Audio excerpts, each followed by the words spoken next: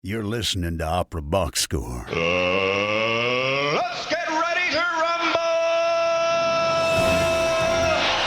Wherever you are, however you're listening, it's America's talk radio show about opera. It's Opera Box Score. I'm George Cedarquist, joined by Oliver Camacho.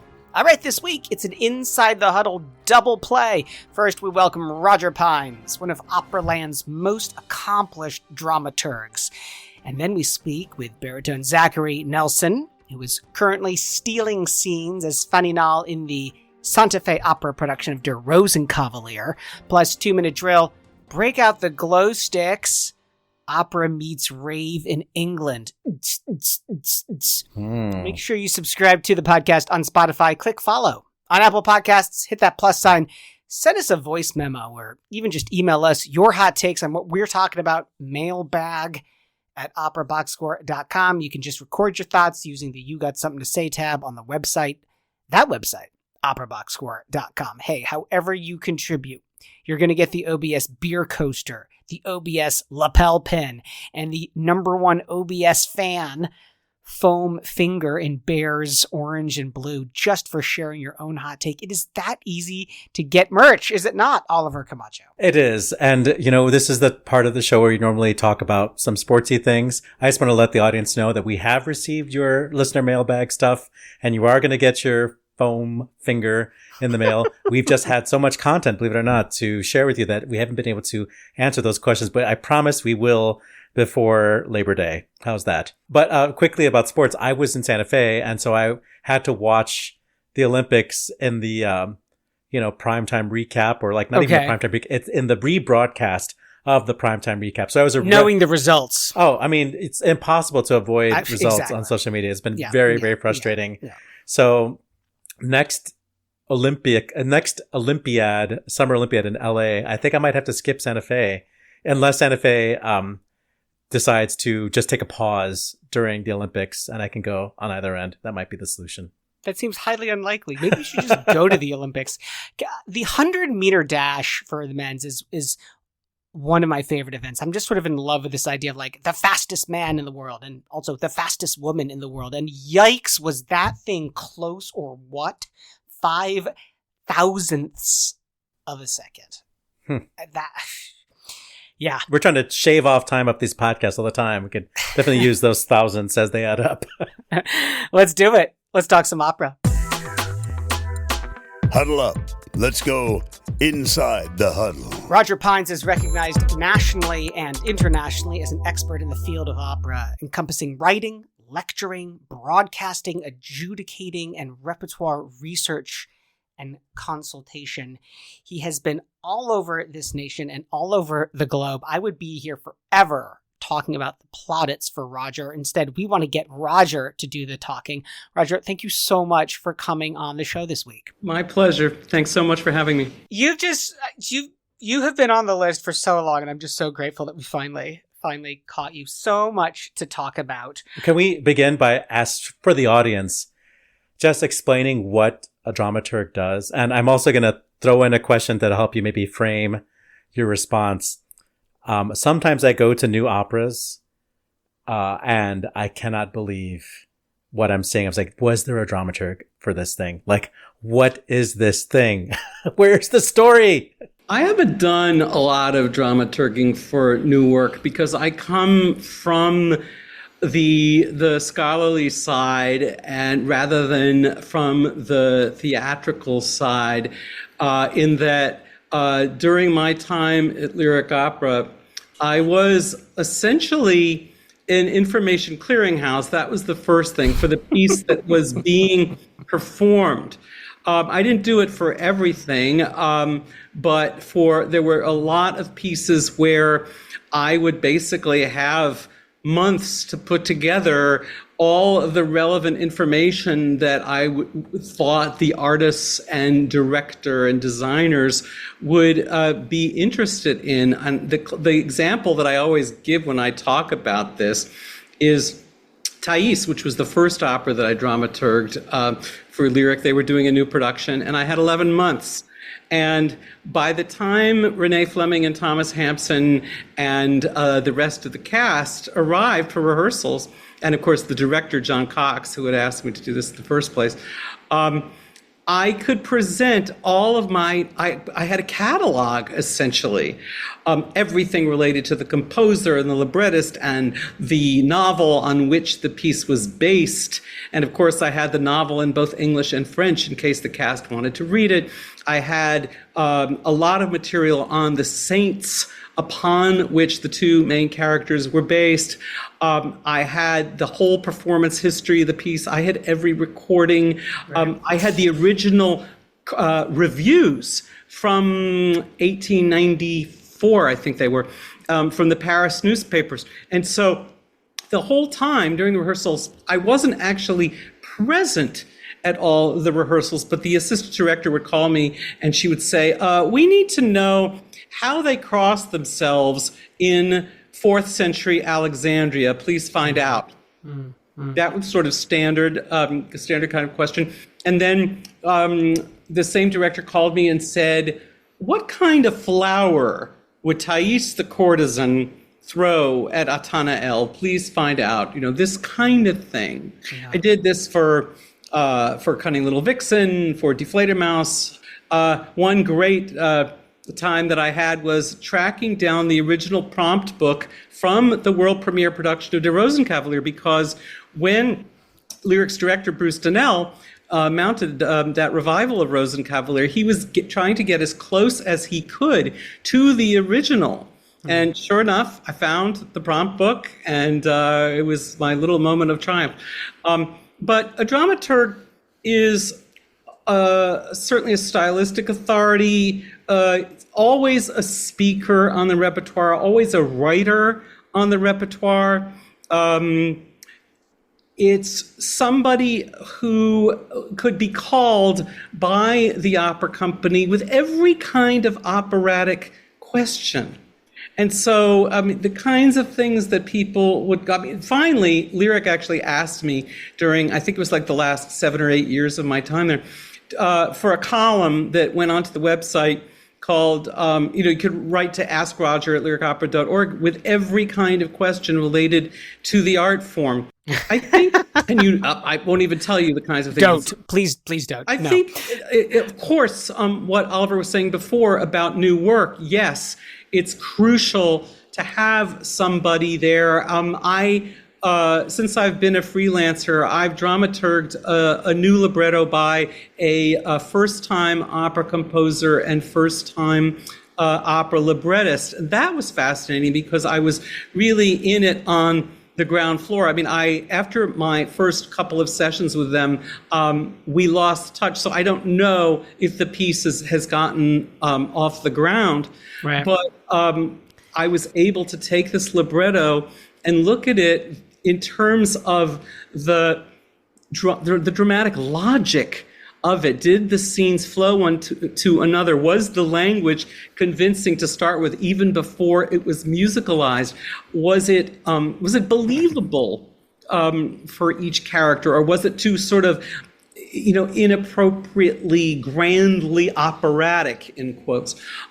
Was it natural enough for these particular characters? And it was a very, very interesting process that the three of us went through looking at this. And so there you are digging for history, and like, what's a favorite piece of history that you dug up on your work on any of the shows that you've dramaturged? Oh, well, with the Thais, I loved finding out about, I was glad to that my first opera dramaturg for Lyric was Thais, because Renee Fleming and Thomas Hampson have an extraordinary interest in historically important performance. And in Renee's case, she, I think, was fascinated by Sybil Sanderson.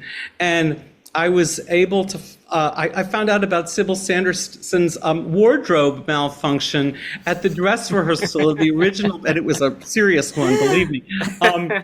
And that kind of thing. And I was fascinated to find those early reviews. And also, to look at the novel by Anatole France, and then consider the libretto and what was most important to keep and what had to be jettisoned, and to see what the differences in these characters were from moving from the one to the other. I mean, that's always, I mean, whenever an opera is based on an important novel or important play, I mean, the editing process is so hugely important.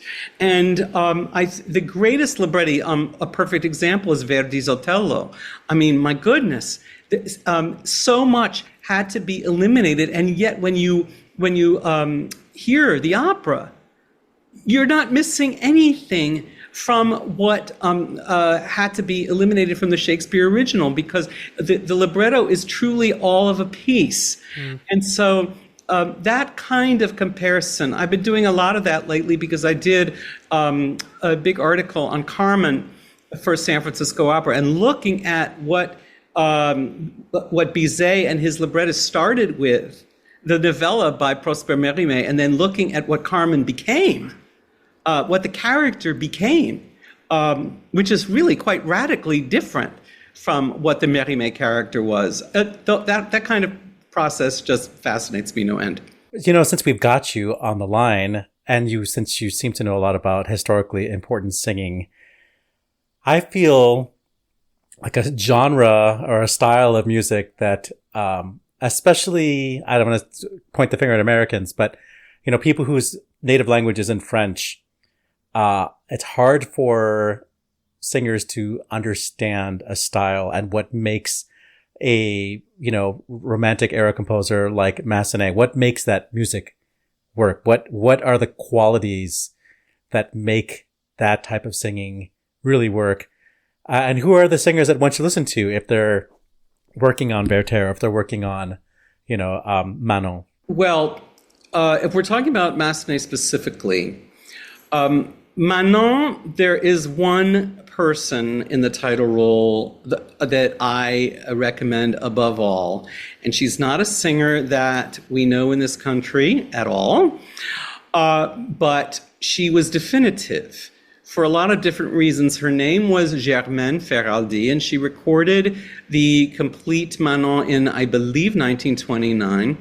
And what she is about is not necessarily incomparable vocal perfection, although she did have an admirable technique. She is so completely believable just listening to her. Alas, we have no video of her, but from the moment she opens her mouth, the character is before us. And this is a recording that's soon to be 100 years old. And yet the vividness that she projects, yes, she's an immensely elegant singer, but it's all about projection of text, as it has to be in any Massenet opera. Yes, you have to have genuinely beautiful sound. You have to have a beautiful command of legato, the utmost elegance of phrasing. But at the same time, if you don't project the words with profound understanding and detail, and you know, communicating a line-by-line response to the text, then you are not a Massenet singer. And that's what Ferraldi had. That's what Régine Crespin had. You know, she was a soprano, but with an extraordinarily substantial lower octave, and so she was able to sing superbly à Charlotte in Massenet's Werther, which is normally taken by a mezzo. But back in 100 years ago, lots of sopranos were singing Charlotte. So Crespin is a perfect example. The tenors, the guys that I go back to are the guys that we just don't know in this country because they didn't have major American careers. But Charles Friant is the most poetic French tenor that I know of. Friant. Heard it here first. Who, when you listen to him, you are so aware of the fact that this character is a poet by profession. And so as you listen to him, the dramatic involvement is so consuming. And it's miraculous. And that is somebody who did not have a quintessentially beautiful voice. This is not a Domingo kind of sound. However, he is able, through sheer artistry, through connection to text, to make it seem beautiful, as Alfredo Kraus, a couple of generations later, was able to do. So, but I always had a problem with Kraus's French, I have to say. But I heard him live as Werther. Well, there goes our Kraus-loving audience. Yeah, he was absolutely a wonderful Werther, and I was thrilled with him on the stage. But I was never super happy with his French. But the great Massenet singers, not all of them have had spectacularly beautiful sound. A lot of them, yes. But, think about it. French singing is really, great French singing is sort of an acquired taste if you're looking at the people who were singing that repertoire back in the 20s and 30s. They weren't always beautiful sounds. A lot of them, especially sopranos, were afflicted with a fast vibrato that has gone way out of fashion. But the great ones, the great Massenet interpreters, had the text, had thorough command of the text, and it makes all the difference in the world. Roger, you've been working at opera houses around the country. You've been in the business for absolute years. You are an advocate for working on repertoire choice with students in the classroom as an educator. You talk about historically important singing. You're this fountain of knowledge. So when people literally ask Roger anything, what has stumped you? What has forced you to learn something? What's something that's surprised you? When have you been caught off guard? Please show us the chink in the armor. Oh my gosh. Oh, there have been a bunch of opera quiz questions that have thrown me. That we have on the opera quiz something they call the presto round, which is when you have your bell in front of you and you ring it when you have there are short questions, all connected in one way or another. And there was this for the, no, I'm sorry, this was not for the presto round. We were just asked to name all the animals that are mentioned in the libretto of La Bohème. And I believe there were 10 of them. What? Oh my God. I'm pretty sure there were 10. And I got, I think, 3 of them. Because there's the salmon, and there's the parrot, and, oh gosh, maybe I only got 2 of them. But that basically stumped me, and I think stumped the rest of the panel as well. That was a tough one. It's one of those things that AI can't answer either. No, can't. Roger, we are running out of time, and I feel like we should try to take advantage of you while we've got you. When we did this little pre-interview, you wanted to talk about repertoire choice. And I guess that pertains to how opera companies choose repertoire, or maybe how singers choose repertoire for their auditions. Which is a better auditions? It's the subject of a course that I teach at Northwestern. I started it last fall, and so I'm going to do it again in fall quarter. And you wouldn't think that a 10-week course you would think that you would run out of material to talk about related to auditions, but you don't.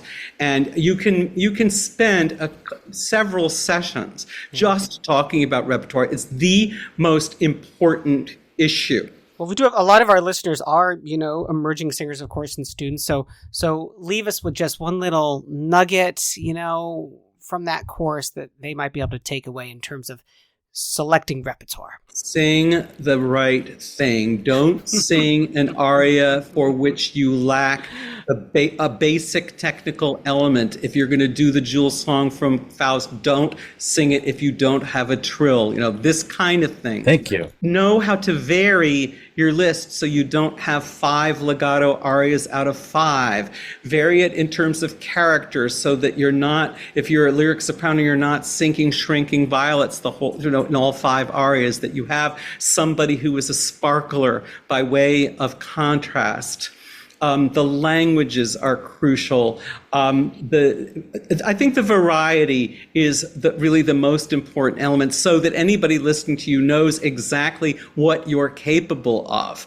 That, I think, that's the basics. But the repertoire thing, it's the easiest mistake to avoid because there is so much repertoire out there that's appropriate for a singer that they have no excuse at all not to be choosing the wrong stuff. You got that one for free, folks, if you're listening.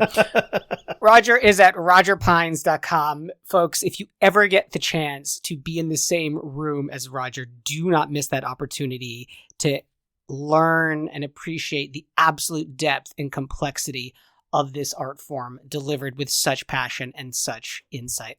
Roger, thank you so much for hanging out with us on the show. Thank you very much indeed.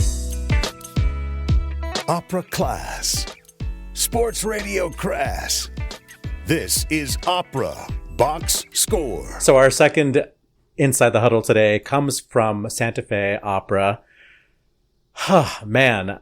So guys, I've been talking about this Palais Melisande production from last year of right. insufferably.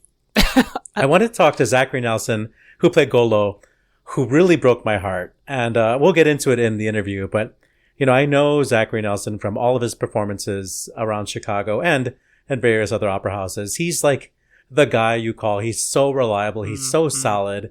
He's great on stage. He's really just one of those all around athletes. He would win the all around gymnast medal for baritone. He's a shortstop. He's the guy between second and third base that makes the play every single time when you need it.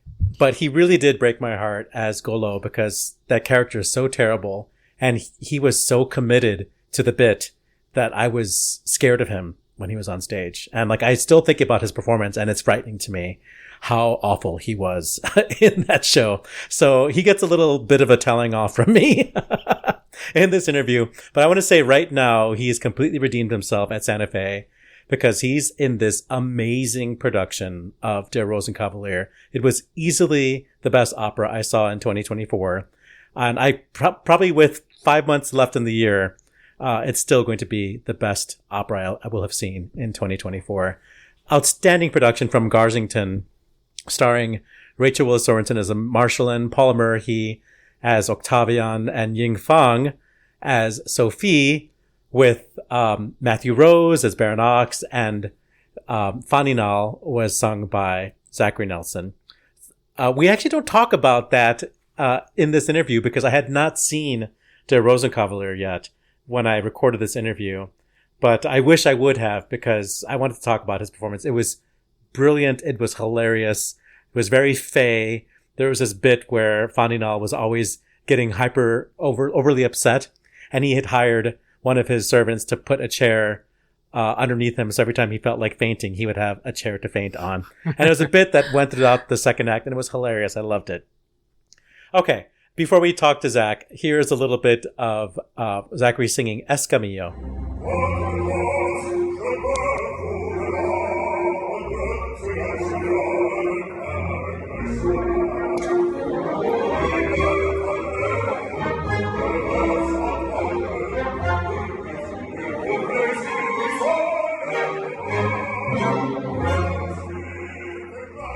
Welcome to Opera Box Score. I've been seeing you around Chicago and just going to performances for so long, and just understanding that you are like this solid performer with outstanding musicianship, and you seem like a real nice guy.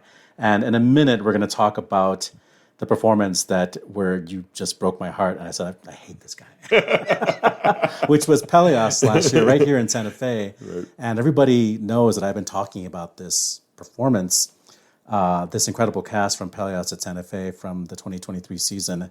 I still can't stop thinking about that show. So we will talk about it. I'm sorry to the audience. I'll never let go. But I guess I want to rewind it back. And since you really got your professional start in Europe, can you talk about your time at Dresden Staatsoper?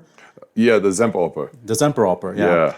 And I just would like to hear, because, this is like the old path. Like, I'm going to go to Europe and I'm going to do a fast contract and Right. take my licks and then come back to the States and, know how to sing opera. And you did it, Nobody does that anymore. Yeah, no, it's a wild path to get there. Once I got there, I went right from school. So I skipped the step of the young artist program, which looking back maybe was a needed step. But either way, I went and hit the ground running. My first year in Dresden, I think I did 7 roles, 5 were brand new, 2 I had done before, including Marcello. It was wild. It was a lot of work. It was a lot of fun work. You get to really explore all these different kind of characters. But the rep I was doing there was all lyric baritone repertoire. And I like to say I was always a lyric in hiding, or a dramatic in hiding behind a lyric. So I did I think I did 20 performances of Barber. Yeah, and a lot of people have that same reaction, like, "Oh, really?" I don't even know if I ever heard you sing a G. Yeah, no, you never will again. So it was a lot of fun, a lot of hard work.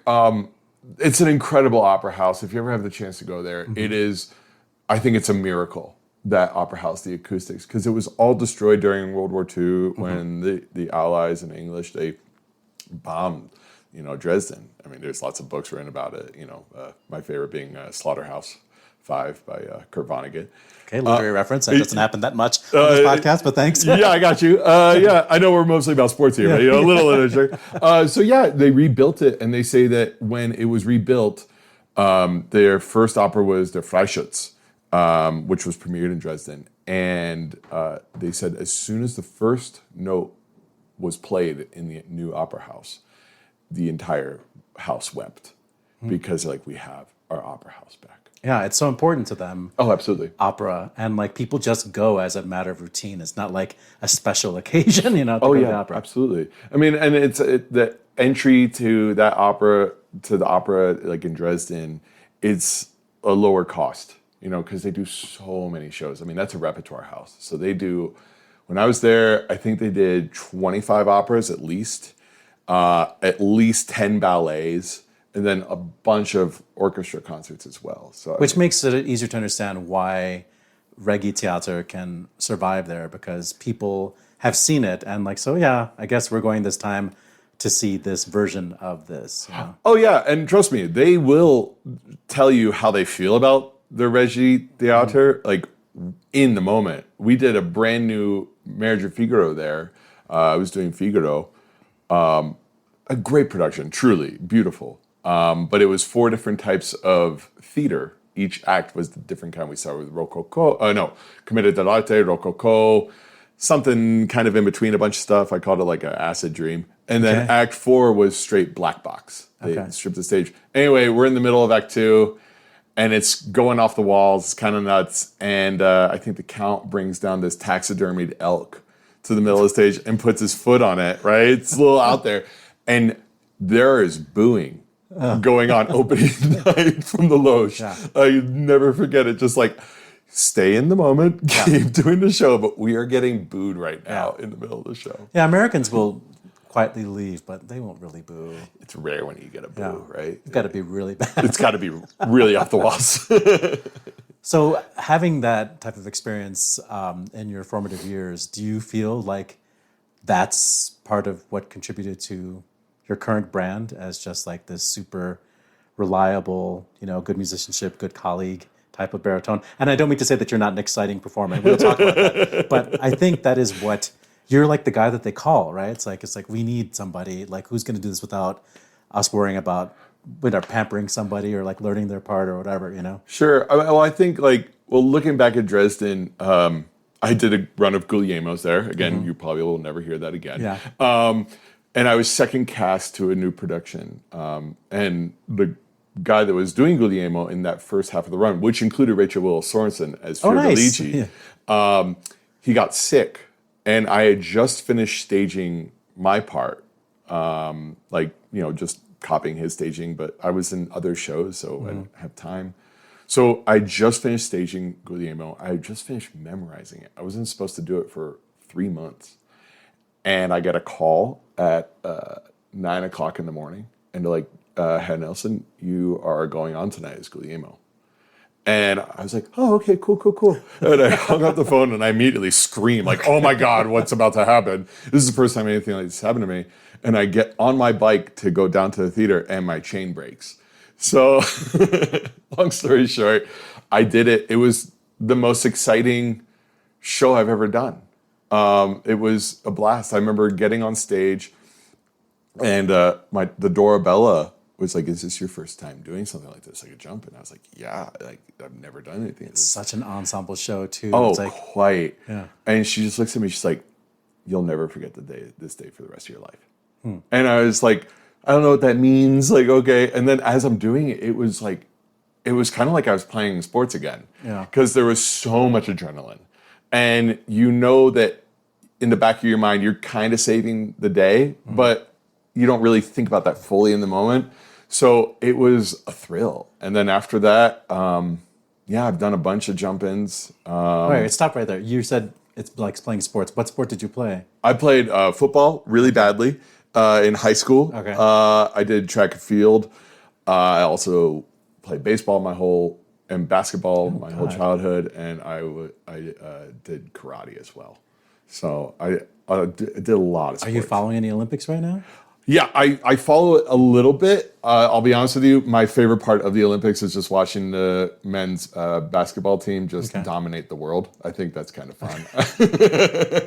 America, yeah, okay. Yeah.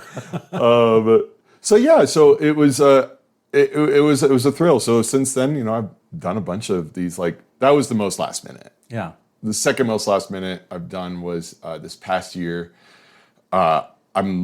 It's 9 o'clock at night. I'm sitting at a dinner party with some friends, and I get a call. They're like, "Hey, this company just their Figaro's sick. Can you come tomorrow?" Mozart or Rossini? Mozart, Okay, thank God. okay, yeah. And they're like, "Can you come tomorrow and maybe sing it from the stage?" And so I did that. Did you have one of these in Chicago too? I feel like at Lyric Opera there was something where you weren't the announced cast, and then.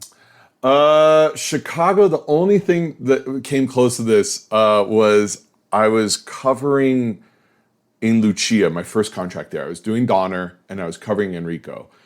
And I get a call. I was covering Quinn. And he calls me. He's like, "Hey, man, I'm stuck in traffic. I don't know if I'm going to make it to this orchestra like rehearsal with like costumes and everything." And I was like, "Oh, okay." So I'm standing off stage left, about to make the entrance for his aria, and I got the sword and everything, and then out comes Quinn, just like hustling on the stage left. And I just like threw him the sword. I'm like, "Thank God." Why do so many baritones crash and burn on that cappelletta of that aria? It's not easy. It's one of these moments where you got to like kind of check your emotions. Yeah. And if you let the emotions get too high, then your larynx gets too high, and then it's like, good luck on the G if you want to do it.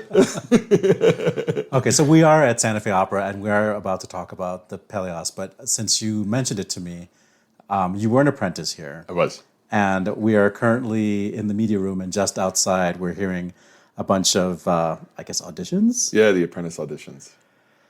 So who's here right now? It's a lot of companies, a lot of casting directors, agents. The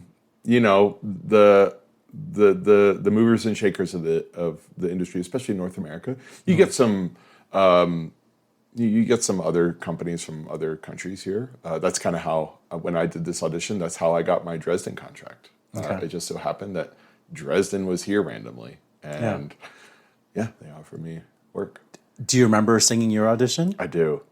So I sang Tomsky's Ballad from Piet Dam.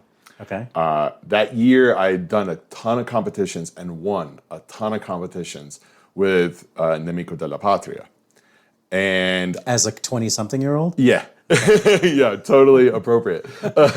And at the time, the people that were running the Young Arts program, they're like, "You should sing that for this audition." I was like, "I don't want to sing this for an audition. That was a competition aria. Like, I want to do an audition.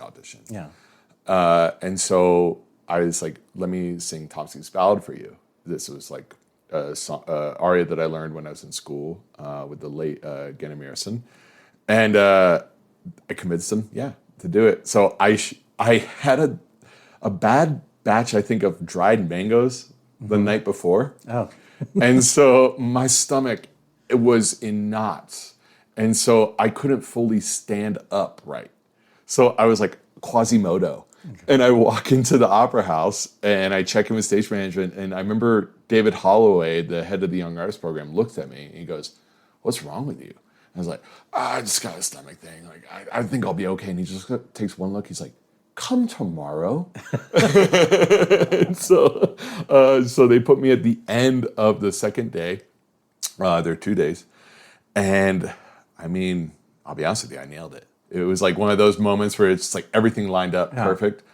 And it gave me work. It was one of the things that started my career. That's a great story, and I'm so glad you told it, because if you look on like the Singers Forum, on Facebook, you see these horror stories of people that like were not extended grace, or they didn't get a chance to make up their audition, and they feel like, I just threw away that summer's worth of preparation. It's hard when everything is in the balance on one aria, and it can be really unfair. But I think the competitive nature in myself, and again doing all those competitions, and having been in sports for a long time, it's just kind of like you get into this hyper focusedness, and you hope that all the work you've done pays off, right? And you're not having to think about technique in the moment. All you're thinking about is, what is the text? How is this relating to the character that I'm trying to show them? And sometimes it works. Well, that's the third level. I think that, when you are at the apprentice age, I think you're mainly thinking about, did I memorize this correctly? Like, what did my coach say? Like, here's a technical thing I got to overcome in this aria. But if you're in your 20s and you're already thinking about the interpretation and the text, you're ahead. I think so. I think that, again, every person's different. I've always kind of just been a person that was attracted to text. As a kid, I read a lot of poetry. So, of course, I was super popular. This football playing, track and field. Singer. I remember I read a lot of Edgar Allan Poe. And so, because I'm from the Baltimore area, and, he was like our unofficial poet laureate, whatever, lots of states claim him. So I've always just been attracted to text, and that's kind of the thing that's always gotten me out of my head. Well, perfect seg to the text-heavy Pelléas et Mélisande. Sure. Like I said, I've seen you so many times throughout the years, and I've always said, solid, great, love him. And you really were awful. Like, amazing, but so awful as Golo. I appreciate it. How do you live with your... I mean, like, when you were doing that, did you have to just, like, go in a room by yourself afterwards? Like, I just need time to become Zach again, I would love to be one of those people that can go straight method. But I think that the great thing about that cast and that whole group is that we were such a cohesive unit. I mean, we still talk, a lot of us. I was just talking to Ray the other day, who is our Kel. Hugh and I talk all the time. Sam as well. Saw Susan Graham backstage after one of the shows, and I just went up to her. I was like, "Mama!" But no, I think we were so comfortable with each other that we could let go on stage, and there were a couple moments. It is a rough role. I don't really connect with Golo that deeply as a person. But I feel like I understand a lot of what he was going through in that show. There was a couple moments when we were in rehearsal and we were doing, it was like the hair pull scene followed by the Inyld scene, which are two of the really toughest, the darkest things you'll see on a stage. Yeah, it's up there, right? And we had a great group with the Sordelay, which are fight intimacy coordinators. They're really, really good at what they do. And I just remember, like, everyone's worried about Sam or Kai, and I'm just kind of sitting in the corner, just kind of breathing. And at one point, one of them comes up to me. I think it was Nisha. She's like, "How are you doing?" And I was like, well, no one's ever asked me. So yeah, it's tough. It's really tough. But again, with the group that we had, Sam and I, like before each time we would do these crazy scenes, we would, give each other a hug, high five before and after. And it was a nice way to break it. So yeah. Yeah, that was tough. I'm still thinking about how much I was upset watching that. So you've been to Santa Fe a lot, starting from when you were, a kid, I guess. Yeah. And they keep inviting you back. Now you live here. I live here. Is that why this go out? Is there something in the season for Zach? No. I've been very fortunate to work while home. I don't try to take any of that stuff for granted. I love this company. They gave me my real start. So I'm just happy to be here. You're always adjusted to the altitude. Oh, it's crazy. When I would come here when I was not living here, that first week and a half, my voice was busted because it's 7,000 feet, and I'm coming from like Philly, or I'm coming from Europe, but Dresden, so that's practically sea level. And I remember working with Corrado Robares, who's the conductor of the Traviata here right now, but we did Pasquale and we did Lucia here. And he knew me from Pasquale, and then coming a couple years later, and we're going through Lucia, and I'm just having a heck of a time at the altitude in that first music rehearsal, and he comes up to me, he's like, Zachary, is everything okay? Are you okay? And I was like, Corrado, it's just the altitude. I'll be fine in about a week. Yeah, well, for people who don't know, what does it do to you? Is it like being able to take deep breaths? Like for me, my stomach is in knots for the first 3 days. Oh, sure. It's like, For me, it's I can't sleep well. The altitude just messes with that, and you're dry. You're just dry, and you can drink all the water you want, but you're gonna be dry if you're not used to it for the first at least week. So, but it's great because then you go down to sea level after being here, and I can breathe. you're like, put me in front of anyone. I can sing like a god. So we will be hearing you in Chicago this season. The Missy Mazzoli, the listeners.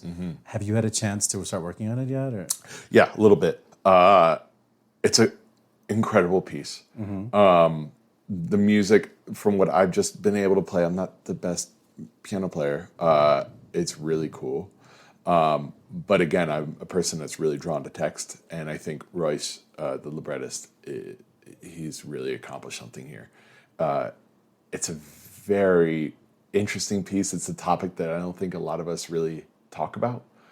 From what I'm gathering, it's like this therapy with people that are hearing things. You can read about it online. It's not secret. And I get the feeling that there's a very, very culty aspect to it. And I don't think that's something that we talk about a whole lot. Like religious cult type? From what I'm gathering, it seems like maybe it's a therapy kind of cult. Okay. And there's the bad guy in it. I'm not playing the bad guy. That'll be Kyle Kettleson is doing it. He's gonna nail it. But it's this guy who is named Howard, and he is there to help all these people that hear this thing. But from what I gathered when I was just reading through the libretto, I'm like, oh my God, this guy's he's dangerous. There's something dangerous about this guy. So I'm really excited to get into rehearsals for that in in March. I haven't watched it yet. I know there's our archival from Oslo out there, the same production that we're doing in Chicago. But there's a part of me that wants to hold off and just kind of see how it all happens. Well, just to bring it back full circle, you are somebody who seems to be good at preparing.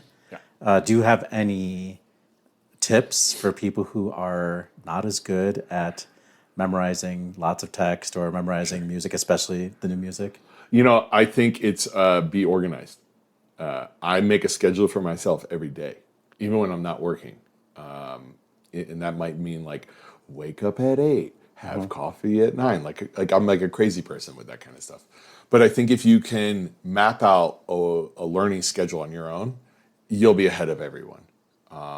And it just takes time. Know yourself. Know how long it takes you to learn something, how to memorize something. Like for me, if it's not like a gun to my head and like I have 2 weeks to get ready to do Pelléas and Mélisande for the first day of rehearsals, I know it takes me a little bit longer to learn music, whereas memorization for me is like one of my superpowers. It's my only superpower, really, where I can just memorize real fast. It's not that I have a photographic memory or anything like that. It's just something I know about myself. Once the music's learned, it'll be memorized within 2 days. So just know yourself, know what your process is, and just really stick to it. Try not to get distracted. And can you relate any of that preparation to the work you did as an athlete in your youth? A little bit. I think when I was an athlete in my youth, again, I wasn't the best athlete. I didn't have focus or anything like that. I think it came later in life, especially observing sports. Like I'm a football junkie. Like I watch NFL in college all the time, and I'd taken a lot of that content. And I heard something right before the pandemic that really stuck with me, and it kind of changed how I viewed things. One athlete said, I stay ready so I don't have to get ready. And I thought that was perfect. It's really hard to rev up the car if it's been sitting in the driveway for 6 months. And that I try to bring into what I do now. I try not to like take big swaths of time off of singing or anything like that. I need to be in shape. And like, for example, when I did that jump in this past winter on like less than 12 hours notice, it wasn't like I just been sitting at home for a while. I'd been singing. I had been getting ready for the next thing. So, and luckily, Marriage of Figaro is one of my favorite operas, so it wasn't like it took a lot to remember it. But yeah, I think it's just make a schedule for yourself and just stay ready.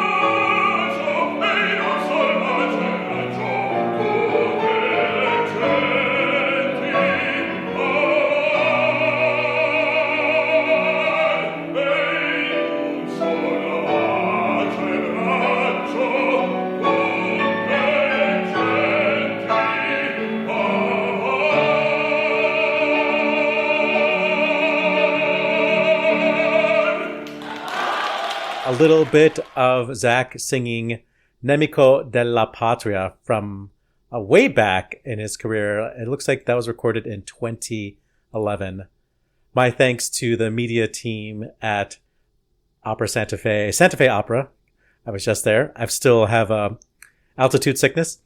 Yeah, lay off the booze, man. Yeah, I had a great time, and we'll hear more content from Santa Fe next week.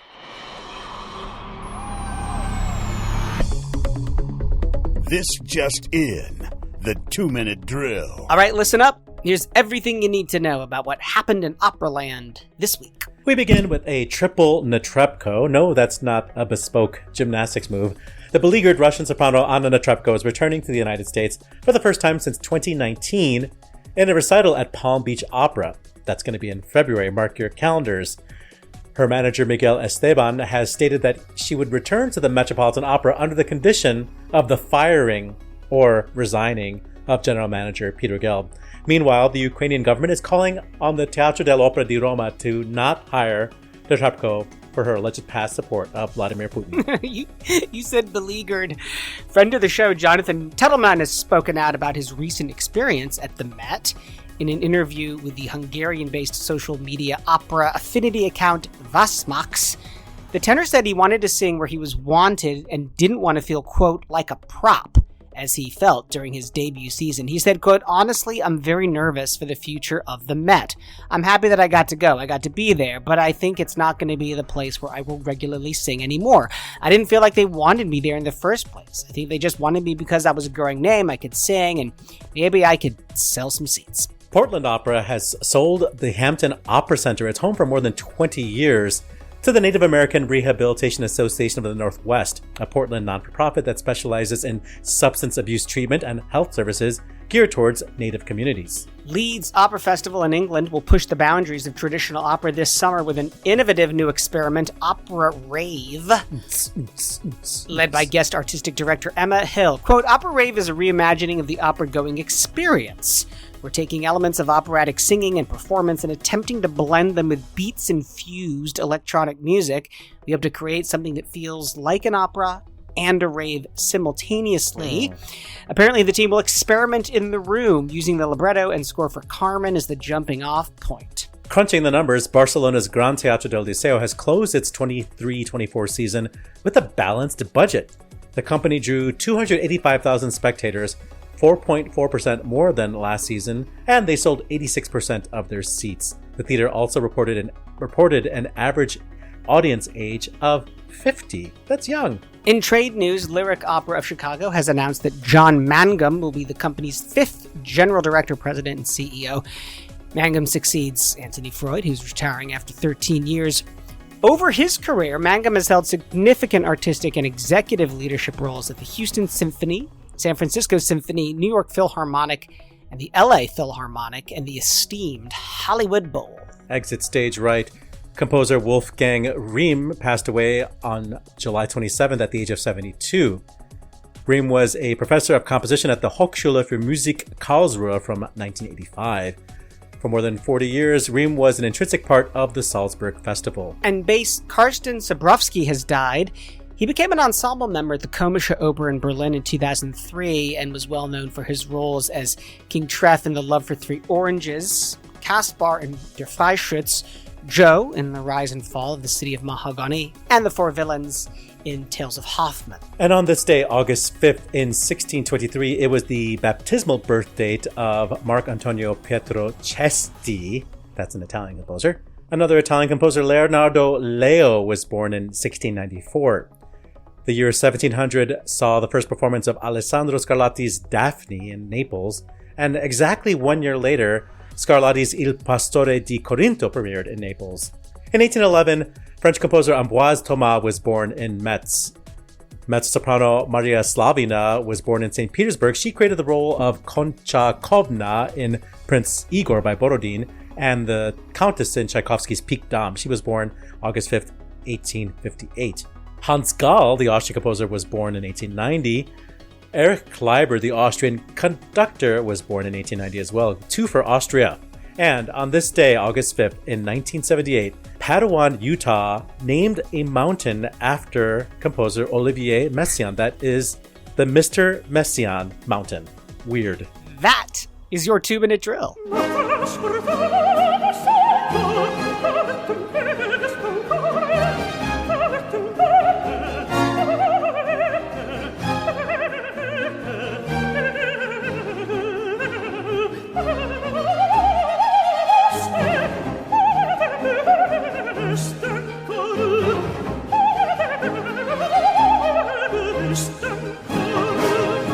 A little bit of an aria from Leonardo Leo, the birthday boy, his opera Demo Foonte, sung by Franco Fagioli with the period band known as Il Pomodoro, conducted by Riccardo Minazzi.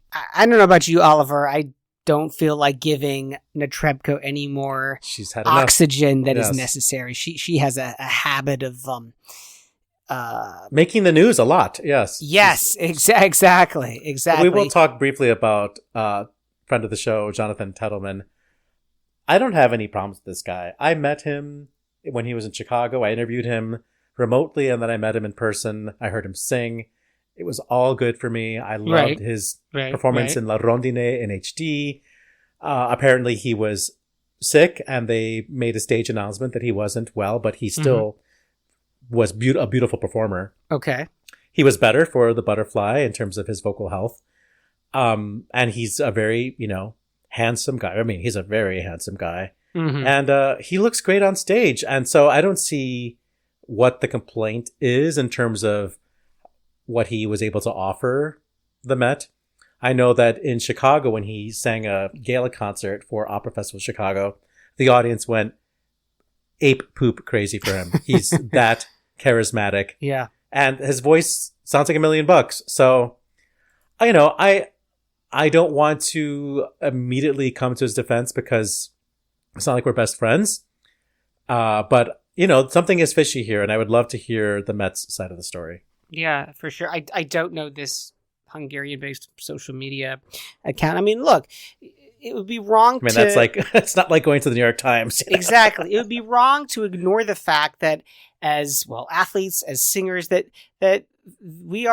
these folks are products, they're commodities, right? They have brands to protect. They have characters to protect and to develop. And if he knows what he's doing, right? He knows absolutely what he's saying, and there must be some sort of reason behind it, which it's tricky to kind of read between the lines here, I think, and sort of know what's going on. About this rave story, rave and opera together, two tastes that go great together.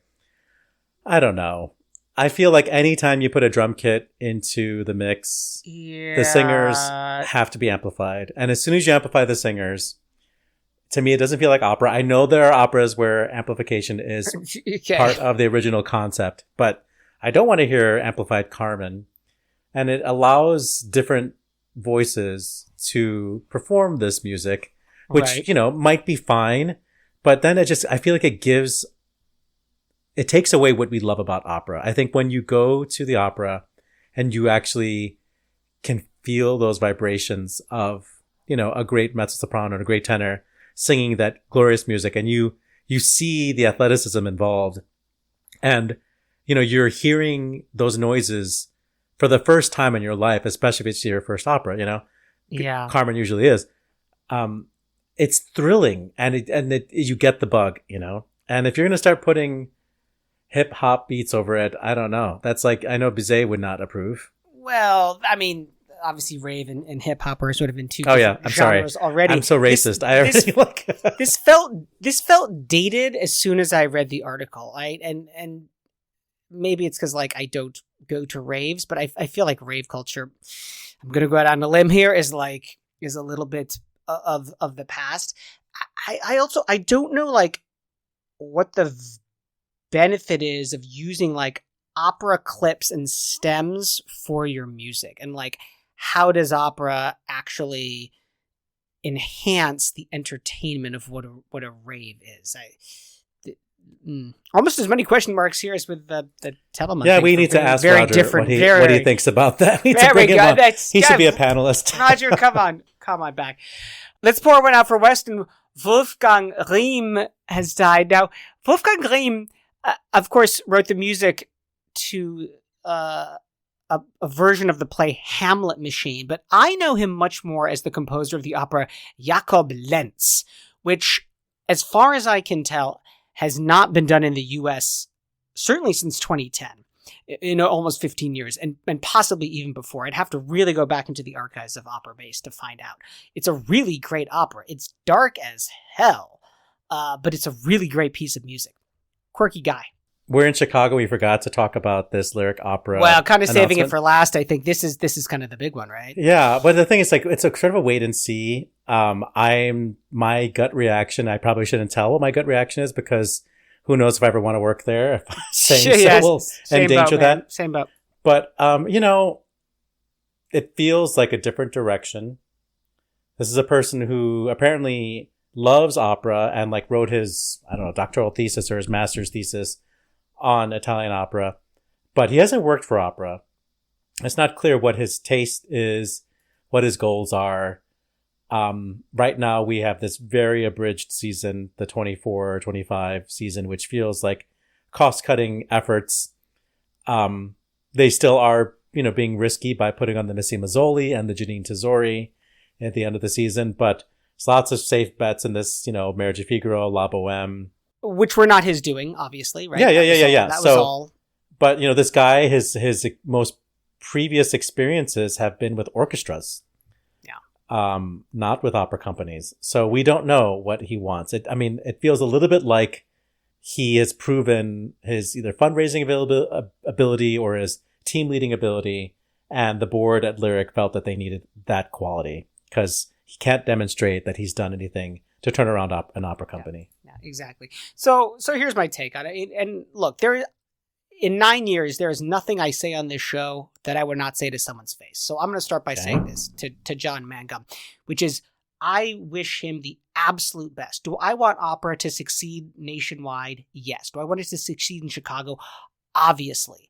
Do I have questions about this hire? You bet I have questions. And as Oliver, as you said, the symphonic background, which is like the bulk of this resume, it does show that this company, that Lyric, is perhaps not going in a different direction necessarily. Certainly its orchestra members are going to be taken care of.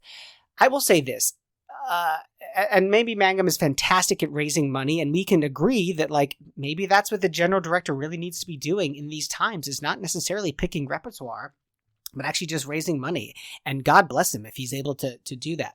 I will say this, at this level, there are a lot of very big personalities, and how Mangum is going to thread the needle and make sure that everybody in that sandbox on Wacker Drive plays well with each other, from the IATSE crews to the AGMA representatives in the chorus, to the donors, to the big name artists, how he is going to make sure all those people behave, not necessarily knowing or having a track record. If you compare this to the hire in Philadelphia with Anthony Roth Costanzo coming over, right? There is a guy who has been in the trenches who really knows who these opera makers are.